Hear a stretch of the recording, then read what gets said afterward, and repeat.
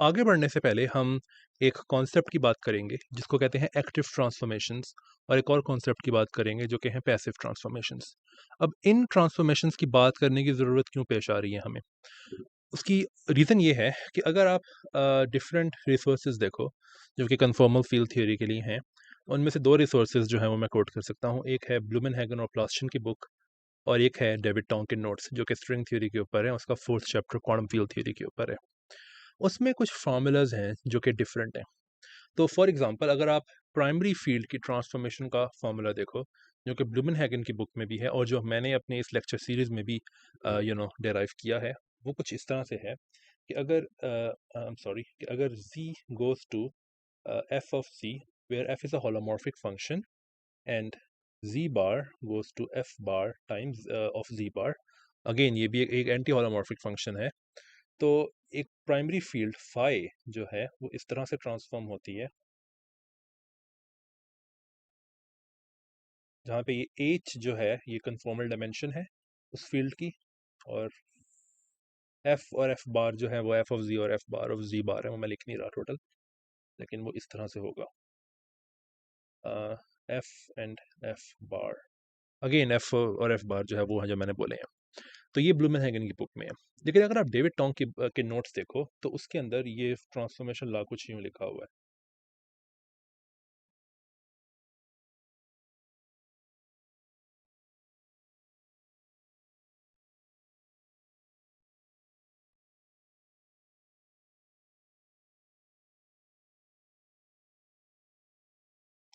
अब ये एक एग्जांपल है उन फार्मूलाज की जो कि डिफरेंट हैं इन बुक्स के अंदर। इसके अलावा कुछ और फार्मूलाज भी हैं जो कि डिफरेंट हैं। ऐसा क्यों हो रहा है? ऐसा इसलिए हो रहा है क्योंकि इनमें से एक रिसोर्स जो है यानी कि ब्लूमेनहैगन की जो बुक है, उसमें पैसिव ट्रांसफॉर्मेशंस की बात है। वो लिखते नहीं हैं ये, लेकिन इम्प्लिसिटली पैसिव ट्रांसफॉर्मेशंस यूज़ कर रहे हैं वो। और जो डेविड टोंग के नोट्स हैं, वो एक्टिव ट्रांसफॉर्मेशंस यूज़ कर रहे हैं।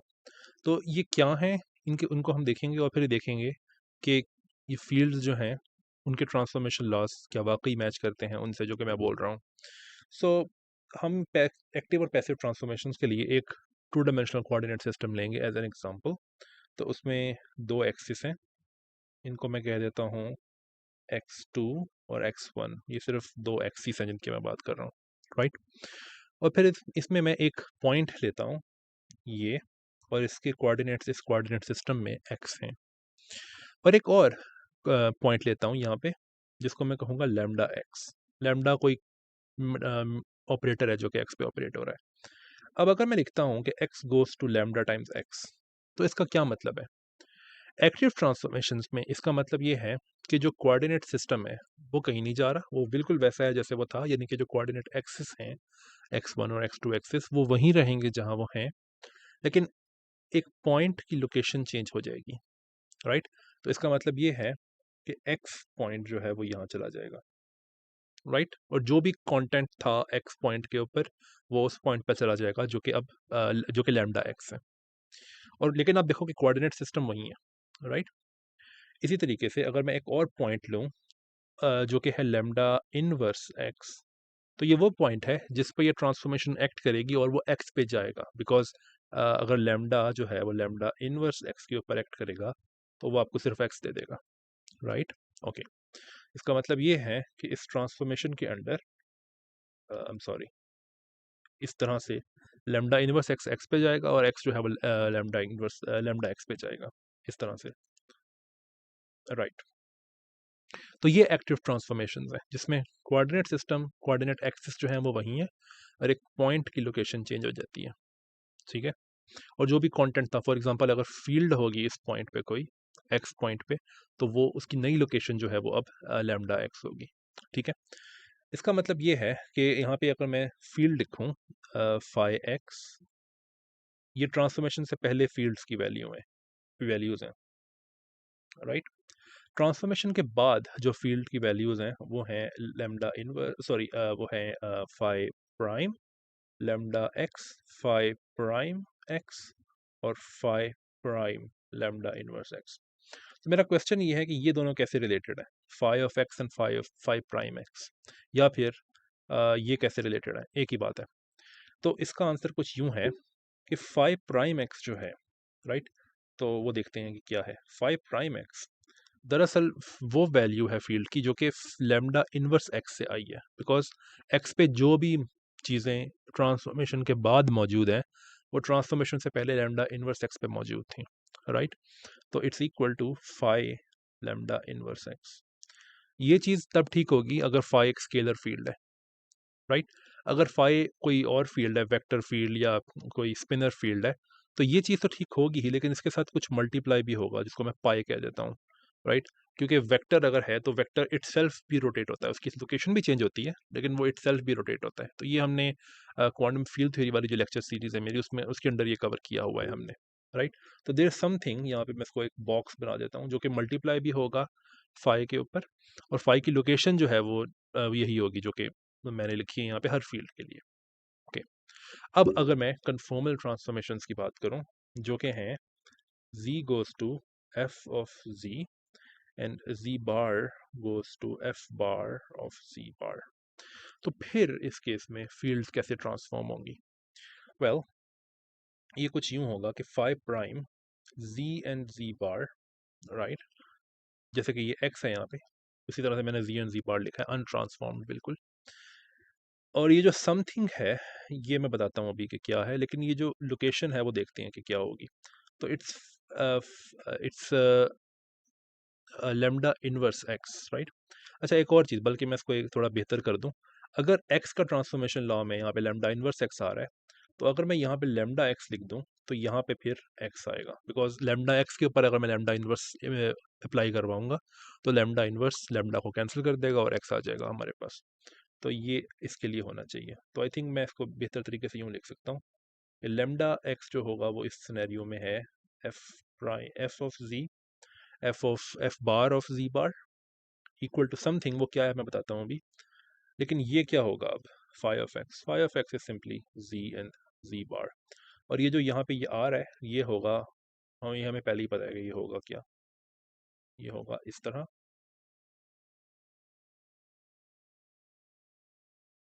ये तो ये जो ट्रांसफॉर्मेशन लॉ मैंने लिखा है ये दरअसल डेविड टोंग के जो नोट्स में ट्रांसफॉर्मेशन लॉ है ये वो है। या अगर आप ऊपर से कंपेयर करो तो ये वाला ट्रांसफॉर्मेशन लॉ है, राइट। आप देख सकते हो कि ये ट्रांसफॉर्मेशन लॉ और ये ट्रांसफॉर्मेशन लॉ ये सेम है। ओके, तो हमने देखा कि एक्टिव ट्रांसफॉर्मेशन से जो ट्रांसफॉर्मेशन लॉ आ रहा है वो दरअसल वो ट्रांसफॉर्मेशन लॉ है जो कि डेविड टोंग के नोट्स में है। अच्छा, अब पैसिव ट्रांसफॉर्मेशंस क्या हैं, तो लेट्स सी। पैसिव ट्रांसफॉर्मेशंस के लिए भी मैं सेटअप यही रखूंगा, लेकिन अब उसमें होगा ये कि पॉइंट्स की लोकेशन चेंज नहीं हो रही, बल्कि जो कोऑर्डिनेट एक्सिस हैं वो रोटेट होंगे। और यहाँ पे जो मैंने पहले लिखा था कि सॉरी कि x goes to lambda x, इसका मतलब ये है कि जो पॉइंट पहले लैम्डा x था अब उसके कोऑर्डिनेट्स जो हैं वो x हो जाएंगे। यानी कि एक तरह से अभी समझ लो कि ये जो पॉइंट है लैम्डा x, कोऑर्डिनेट सिस्टम इस तरह से रोटेट करेगा कि अब इस पॉइंट के कोऑर्डिनेट्स जो हैं वो x हो जाएं, ठीक है। ओके, सो अगर मैं नए जो कोऑर्डिनेट एक्सिस हैं उनको मैं ब्लू से बना रहा हूँ यूं करके, राइट। तो अब नए कोऑर्डिनेट्स अगर मैं लिखूं, फील्ड की वैल्यूज तो हमें पता है वो मैं मिटा रहा हूँ, तो अब इसके नए कोऑर्डिनेट्स जो होंगे वो इसके नए कोऑर्डिनेट्स जो हैं वो x हैं, इस पॉइंट के नए कोऑर्डिनेट्स जो हैं वो लेमडा इनवर्स x हैं, राइट। तो हुआ ये है कि x एक तरह से यहाँ पे गया है, लेकिन हुआ ये है कि इसका कोऑर्डिनेट अब यहाँ पे गया है एक तरह से, ये अब ये समझ सकते हो, ठीक है। तो ये ट्रांसफॉर्मेशन जो हैं ये पैसिव ट्रांसफॉर्मेशंस हैं, ठीक है। तो इस केस में आप देख सकते हो कि अगर यहाँ पे फील्ड की पुरानी वैल्यूज जो हैं, यहाँ पे फील्ड की पुरानी वैल्यू जो थी वो थी लेमडा, और sorry phi of lambda x, यहाँ पे फील्ड की पुरानी वैल्यू थी फाई ऑफ एक्स, ठीक है।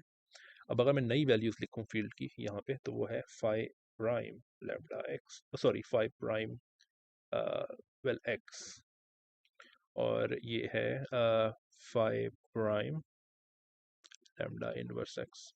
मैंने एक्स क्यों लिखा है, बिकॉज इसके नए कोऑर्डिनेट्स जो हैं वो एक्स हैं, ठीक है। अब मैं फिर कहूँगा कि कोई भी चीज़ शिफ्ट नहीं हुई है इधर उधर, सिर्फ कोऑर्डिनेट सिस्टम चेंज हुआ है। इसका मतलब ये है कि कोई पॉइंट हिला नहीं है वहाँ पे, पॉइंट सारे वही हैं, अगर पॉइंट्स के ऊपर फील्ड्स थी वो भी वही हैं, जिसका मतलब ये है कि ये जो नई फील्ड की वैल्यू है और जो पुरानी फील्ड की वैल्यू है वो सेम होनी चाहिए। जिसका मतलब ये है कि phi prime x equals phi of lambda x, और अगेन कोई यहाँ पे चीज़ मल्टीप्लाई हो सकती है अगर, तो ये कोई वेक्टर या फिर स्पिनर फील्ड्स हैं। आप इसको कंट्रास्ट करो, ये ट्रांसफॉर्मेशन जो है ये पैसिव है, पैसिव। अब इसको कंट्रास्ट करो एक्टिव केस के साथ। एक्टिव केस में ये हुआ था कि यहाँ पे कुछ था, लेकिन यहाँ पे लेमडा इनवर्स एक्स था, लेमडा एक्स नहीं था। ये डिफरेंस है। और एक और चीज़ ये कि ये दोनों जो हैं, ये जो चीज़ें मल्टीप्लाई हो रही हैं यहाँ पे, ये एक दूसरे के इन्वर्सेस होंगे, बिकॉज आप देख सकते हो कि जो पैसिव ट्रांसफॉर्मेशंस हैं वो काइंड ऑफ लाइक इन्वर्सेस होती हैं एक्टिव ट्रांसफॉर्मेशंस की। फॉर द सेम इफेक्ट वो काइंड ऑफ सेम अचीव करती हैं, लेकिन वो जो ट्रांसफॉर्मेशंस कर रही हैं चीज़ों की वो उल्टी उल्टी डायरेक्शन के अंदर है। तो अगर यहाँ पे अगर आप एक ट्रांसफॉर्मेशन लेते हो, उसका जो पैसिव व्यू है उसके अंदर यहाँ पे कुछ आ रहा है, बॉक्स समथिंग, तो उसके एक्टिव व्यू में यहाँ पे जो आएगा वो इन्वर्स होगा उसका। ये इंपॉर्टेंट बात है यहाँ पे, ठीक है। तो ये है एक्टिव ट्रांसफॉर्मेशंस नीचे वाली। अब इसको छोड़ देते हैं, अब पैसिव ट्रांसफॉर्मेशंस में देखते हैं कि अब कन्फॉर्मल ट्रांसफॉर्मेशंस के केस में क्या ट्रांसफॉर्मेशन लॉ होना चाहिए। तो हमने देखा कि सिंपल जो डिफरेंस है वो ये है कि ये जो बॉक्स आ रहा है उसका इन्वर्स आ जाएगा, और दूसरी चीज़ ये कि अगर वहाँ पे पहले एक्टिव में लैम्डा इनवर्स एक्स आ रहा था तो अब आएगा लैम्डा एक्स, ठीक है। तो बहुत सिंपल है गैस करना कि गैस नहीं बल्कि डिराइव करना कि पैसिव ट्रांसफॉर्मेशंस के केस में यहाँ पर क्या आएगा। तो हम अगर मैं एक्टिव ट्रांसफॉर्मेशन का केस लिखूँ तो वो था कुछ इस तरह से, सॉरी, वो था कुछ इस तरह से, पार्शल एफ और partial g power minus h, partial f prime और partial g prime minus H bar, phi g और जी प्राइम प्राइम। तो अगर मैं आपको याद कर रहा हूँ तो यहाँ पे एफ जो है उसके यहाँ पे एफ था ना, एफ और एफ प्राइम। तो अगर मैं इसको कह दूँ ओके, एफ और एफ प्राइम जो है वो डब्ल्यू और डब्ल्यू प्राइम है, तो फिर अगर मैं इसके इन्वर्स लेना चाहूँ इसका, तो वो सिंपली जी और जी प्राइम आ जाएगा। तो मैं कहना ये चाह रहा हूँ कि अगर यहाँ पे जी और जी प्राइम होगा तो यहाँ पे एफ इनवर्स जी और यहाँ पे एफ बार इनवर्स जी प्राइम होगा, जी बार होगा, सॉरी, ठीक है। ओके, क्योंकि जैसे कि मैं आपको पहले भी बता चुका हूँ कि यहाँ पे कोई भी एक पॉइंट आ सकता है, जैसे कि मैं पहले एक्टिव ट्रांसफॉर्मेशन के डेरिवेशन में कह रहा था। अब ये ट्रांसफॉर्मेशन ला एक्टिव ट्रांसफॉर्मेशन का ला है जो कि हमने पहले भी डिराइव किया था। अब पैसिव ट्रांसफॉर्मेशन के केस में क्या होगा? पैसिव ट्रांसफॉर्मेशन के केस में ये होगा कि यहाँ पे ये जो लेमडा, एक तरह से ये लेमडा इनवर्स एक्स की जगह आ रहा है ना, तो यहाँ पे लेमडा इनवर्स की जगह लेमडा हो जाएगा, जिसका मतलब ये है कि एफ इनवर्सिस की जगह एफ हो जाएगा, एफ और एफ बार। दूसरी बात ये कि यहाँ जो आ रहा है उसका भी इन्वर्स हो जाएगा। उसका इन्वर्स का मतलब क्या है कि ये जो माइनस एच है ये एच बन जाएंगे, राइट, एच और एच बार। तो ये ट्रांसफॉर्मेशन लॉ कौन सा ट्रांसफॉर्मेशन लॉ है? ये दरअसल वो ट्रांसफॉर्मेशन लॉ है जो कि ब्लूमेनहैगन की बुक में है, राइट।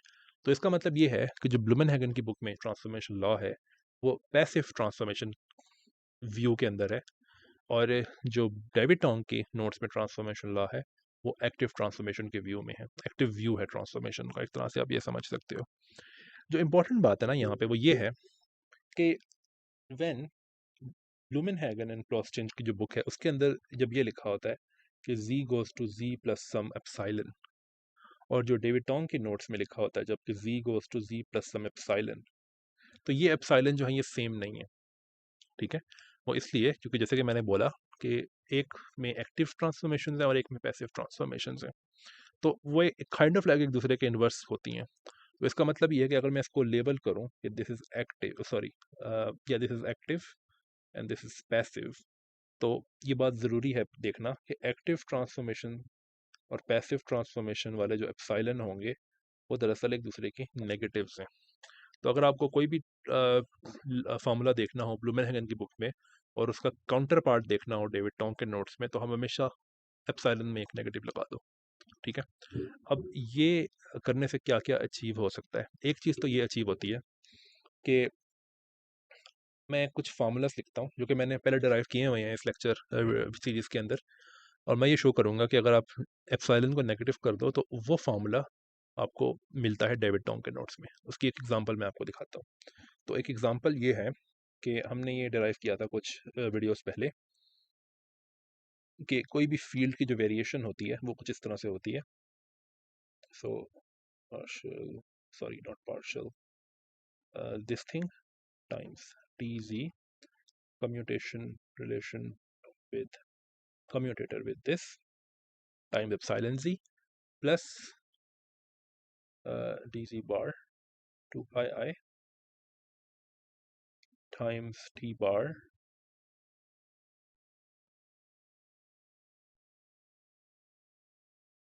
Times this. ठीक है। अब ये फार्मूला मैंने डिराइव किया था और मेरी जो डेरिवेशन है वो ब्लूमेनहेगन की बुक के साथ कंसिस्टेंट है।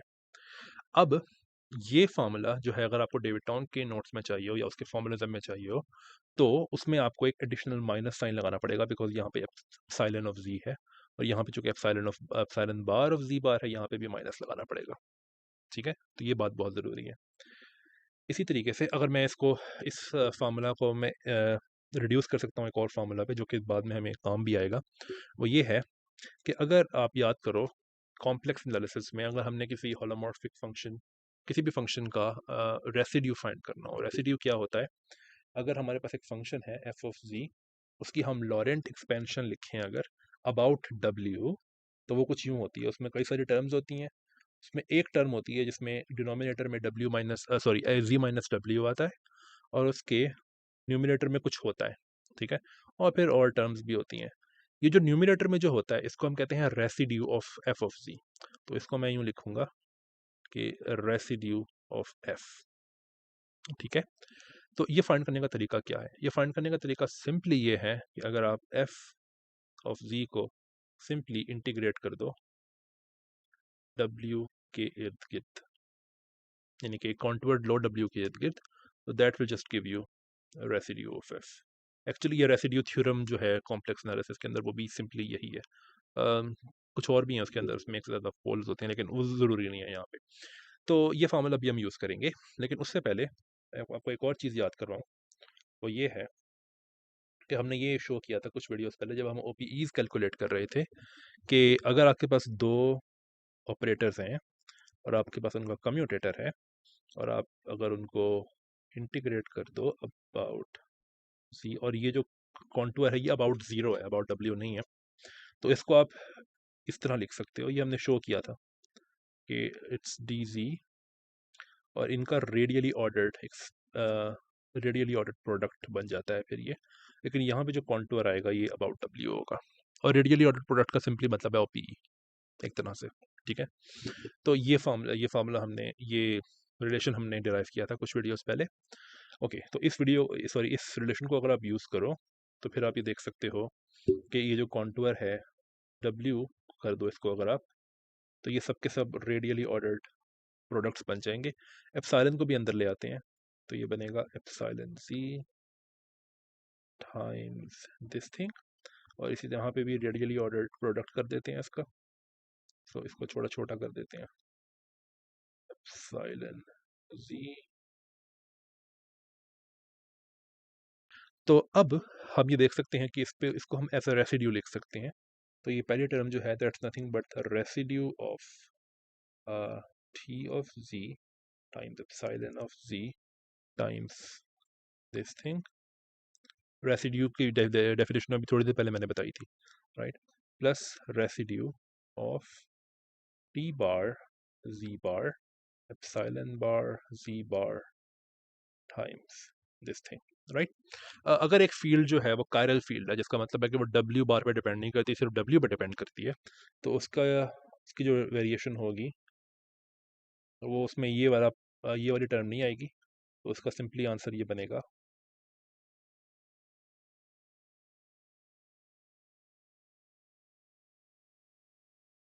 राइट, तो अब आप ये देख सकते हो कि ये जो फार्मूला है ये आपको ये बताता है कि एक फील्ड की वेरिएशन जो है वो किस तरह से होगी। अ, और अगर आप यही फार्मूला जाके डेविड टोंग के नोट्स में देखो तो आपको एक एडिशनल माइनस साइन मिलेगा यहाँ पे, राइट। और वो माइनस साइन अगेन क्यों है, क्योंकि ये एप्सिलॉन है यहाँ पे, वो एक एडिशनल माइनस साइन ले लेगा, राइट। तो ये माइनस साइन एक्सप्लेन करने के लिए और पोटेंशियल कंफ्यूजन मैंने बचाने के लिए यहाँ पे ये सारे एक्टिव और पैसिव ट्रांसफॉर्मेशंस का कॉन्सेप्ट बयान किया है। ओके, अब एक और चीज़ जो कि मैं करूँगा यहाँ पे और फिर उसके बाद ये वीडियो ख़त्म करते हैं, वो ये है कि ये शो किया जा सकता है कि अगर आप ये दो ट्रांसफॉर्मेशन लॉज लिखो, एक जो एक्टिव ट्रांसफॉर्मेशंस में है और एक जो पैसिव ट्रांसफॉर्मेशंस में है, उनमें से कोई भी एक ले लो, तो it implies the other one, और ये बहुत आराम से शो किया जा सकता है। तो फॉर एग्जांपल अगर मैं एक्टिव ट्रांसफॉर्मेशंस वाला ट्रांसफॉर्मेशन लॉ ले लूँ तो वो कुछ इस तरह से बनेगा, minus H bar minus H bar phi of this and this. और ये बात बहुत ज़रूरी है देखना कि ये ट्रांसफॉर्मेशन लॉ किसी भी होलोमॉर्फिक फंक्शन एफ और किसी भी anti holomorphic function F bar के लिए ठीक है। ये बात बहुत ज़रूरी है। ओके, तो हम ये शो करना चाहते हैं कि दिस फार्मूला एक्चुअली इम्प्लाइज जो पैसिव ट्रांसफॉर्मेशंस के अंदर फार्मूला है वो वाला, यानी कि ये वाला formula, partial f over partial g power h partial f bar partial z bar power h bar times f and f bar। Okay, तो हम यहाँ से स्टार्ट करेंगे इस वाले फार्मूला से। तो हम सिर्फ सिंपली ये करते हैं कि चूँकि ये किसी भी पॉइंट्स के लिए ठीक है, तो हम एफ ऑफ जी के लिए देख लेते हैं। या फिर एक मिनट, एफ एफ इनवर्स जी के लिए सॉरी देख लेते हैं। तो एफ इनवर्स जी के लिए अगर हम देखें ये पहले वाला ट्रांसफॉर्मेशन लॉ, तो ये क्या बनेगा, मैं ये कह रहा हूँ कि एफ ऑफ जी था ना पहले, आप यहाँ पे एफ ऑफ एफ इनवर्स जी देखो, ठीक है। यहाँ पे ये एफ ऑफ जी था और अब मैं जी की जगह ले रहा हूँ एफ इनवर्स जी, क्योंकि एफ इनवर्स जी भी एक पॉइंट है, राइट। ये किसी भी पॉइंट के लिए ठीक है। तो एफ इनवर्स और एफ कैंसिल हो जाएंगे और सिंपली जी रह जाएगा हमारे पास। So g and ji bar equals, ये पार्शियल डेरिवेटिव क्या बनेगा, f of f inverse g with respect to f inverse g, ठीक है। अगेन एफ इनवर्स और एफ कट जाएंगे और सिंपली क्या रह जाएगा, जी। तो ये बनेगा partial g over partial f inverse power minus h. और अगेन आप यहाँ पे भी देख सकते हो कि यहाँ पे जी बार बनेगा और पार्शियल एफ बार इनवर्स, बार और इनवर्स में कंफ्यूजन हो सकती है, थोड़ा सा वहाँ पे केयर करने की ज़रूरत है। और अब बनेगा F inverse F F bar inverse, ठीक है। अब यहाँ पे एक और चीज़ है, और ये कि ये शो किया जा सकता है कि ये जो चीज़ है ना, जो कि है partial g over partial f inverse power minus h, ये इक्वल है partial f inverse over partial g power h के। हो सकता है कि आपको ये ऑब्वियस लगे। ऑब्वियस क्यों लगे, क्योंकि आपने सिर्फ न्यूमरेटर और डिनोमिनेटर को स्विच किया है और पावर में एक माइनस साइन आ गया। वेल एक्चुअली ये ऑब्वियस नहीं है, बिकॉज ये पार्शियल डेरिवेटिव्स हैं। ये हमेशा जब आप इनको स्विच करो न्यूमरेटर और डिनोमिनेटर को, तो हमेशा ये ओरिजिनल का इन्वर्स नहीं होते हैं, राइट। लेकिन मैं ये शो करूँगा आगे आने वाली एक वीडियो में कि अगर तो एफ एक होलोमॉर्फिक फंक्शन है तो ये बात सही है, ठीक है। ओके, तो अभी मैं सिर्फ इसको यूज़ कर रहा हूँ, बाद में मैं ये शो भी कर दूंगा। ये इतना मुश्किल नहीं है शो करना, वैसे आप ट्राई कर सकते हो उससे पहले भी। सो ये f inverse partial g power h, और यही चीज़ यहाँ पे भी होगी, f bar inverse like this minus, sorry minus नहीं, एच बार और times this, sorry f bar inverse. So ये जो राइट हैंड साइड है ये इक्वल है इस लेफ्ट हैंड साइड के। अब ये किसी भी फंक्शन एफ इनवर्स के लिए ठीक है, तो एक होलोमॉर्फिक फंक्शन का इन्वर्स भी एक होलोमॉर्फिक फंक्शन होता है, राइट। तो ये एफ के लिए भी ठीक होगा, ये सारा का सारा ट्रांसफॉर्मेशन लॉ, जैसे कि मैंने कहा था किसी भी होलोमॉर्फिक फंक्शन के लिए ठीक है, और एंटी होलोमॉर्फिक फंक्शन जो एफ बार है उसके लिए भी। तो यहाँ पे एफ इनवर्स की जगह मैं एफ कर दूंगा हर जगह पे, और एफ बार इनवर्स की जगह मैं एफ बार कर दूंगा, राइट। तो अब आप देखो कि हमारे पास क्या बचा है एंड में, कि phi of G and ji bar equals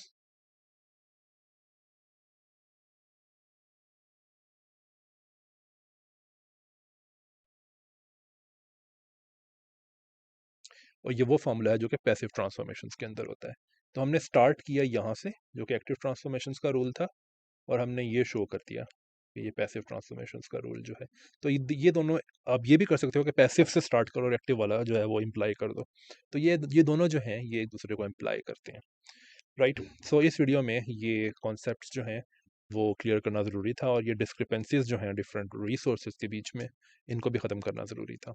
so next video में मिलते हैं, बाय।